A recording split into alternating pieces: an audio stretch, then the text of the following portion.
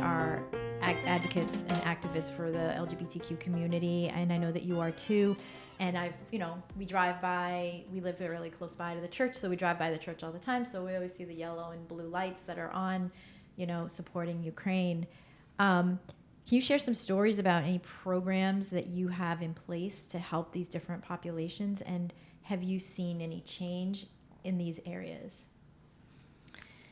Yeah, I mean, nationally, because I was just at this conference, it's really on my mind. Nationally, we are doing some really important work.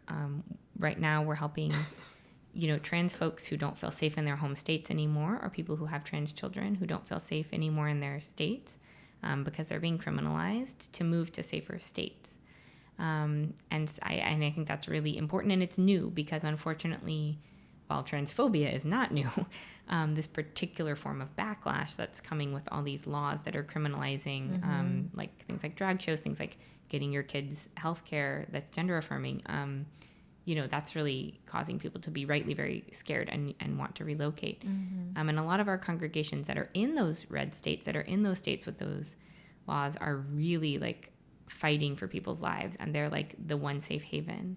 And they're under a lot of threat, and it makes me feel so like lucky to be in a much safer state, not to say we don't have problems. And it also makes me want to like figure out how do we use our resources to support some of those congregations that are like on the front lines of those fights, because it's scary out there. I would also say immigration has been a very important part of just an awareness that the world we're a part of, do we need borders in the ways that treat some people as criminals and separate them from their families? And we were able to have a guest in our church in our church for 3 years. Her name's Maria, and oh, what a delightful human she is.